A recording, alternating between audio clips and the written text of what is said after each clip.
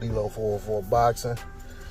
Alright, y'all. I ain't been able to come to y'all like I've been wanting to this last week. I've been busy, I don't know what, man. Then on top of that, we got a new puppy. So, man, man, but that's just as much work as having a baby. And this little thing is spoiled, something rotten. But I'm back now though. So I want to talk about this situation with Dillian Whyte. I don't talk about Dillian Whyte a whole lot because it's just a lot of things he does really just irks my nerve. But Dillian Whyte pulled out of the Otto Wallin fight, which people pulling out of fights is not all that uncommon in the sport of boxing. We see it all the time. We hear about it all the time. This is one of those things. It's par for the course. Unfortunately, we've had more pullouts and postponements and cancellations of fights lately than we definitely like to see. But it's just how things are going right now in the world and in the sport.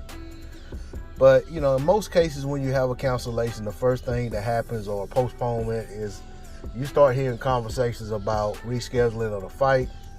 You start hearing talk about different options on another venue, another date, just different things of that nature in relation to rescheduling the fight.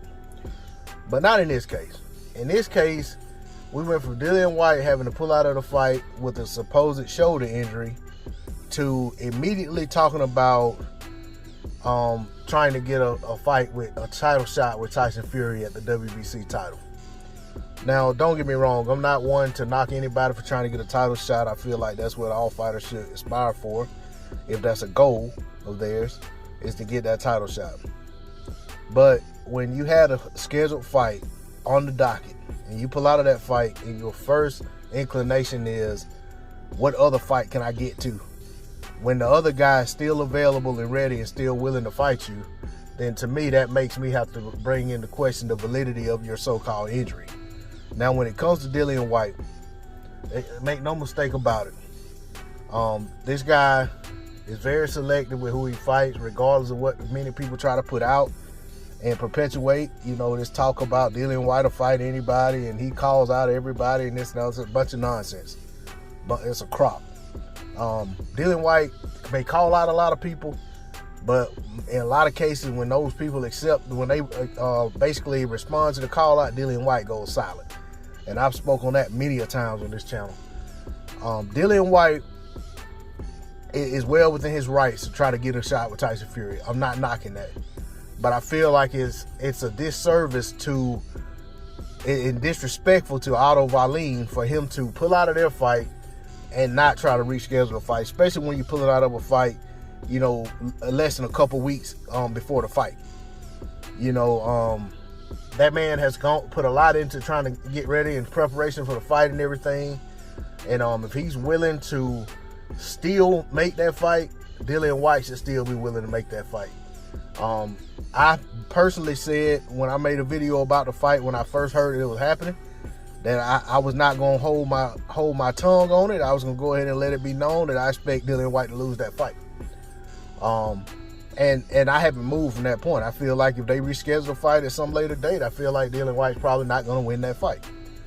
Dillian Whyte is a guy who has made a career of fighting guys I'd say, now this is just off the top of my head. I haven't taken time to actually sit down and calculate it. But I'd say Dillian's last 10 opponents, the average age is probably somewhere around 37 years old. And the reason I say that, because he fought like a series of fighters, probably about 6 guys over the age of 40 or right at 39, 40, 41 years old. On one guy, he fought twice.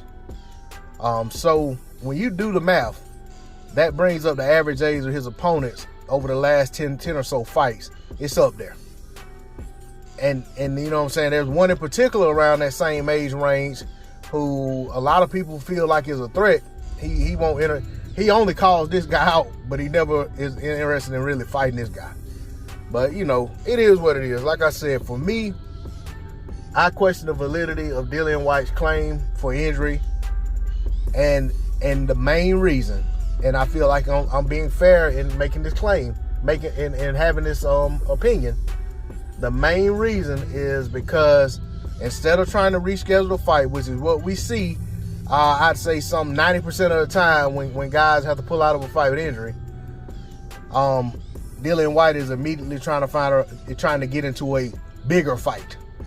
Which, you know, in most cases, if a guy pulls out a fight with injury and has to get another fight, he's probably going to fight a lesser opponent and test his injury, and then try to get back into that big fight into the original fight, instead of trying to fight a tougher opponent or a higher stakes fight in lieu of the fight that he pulled out of.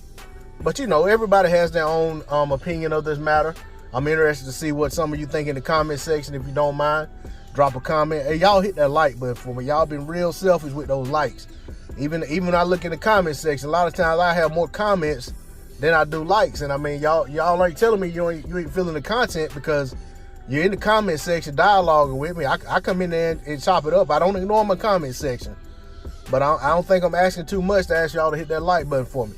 But that's all I got on it. D-Lo 404 Boxing. Like, share, comment, and subscribe. I'm out. Peace.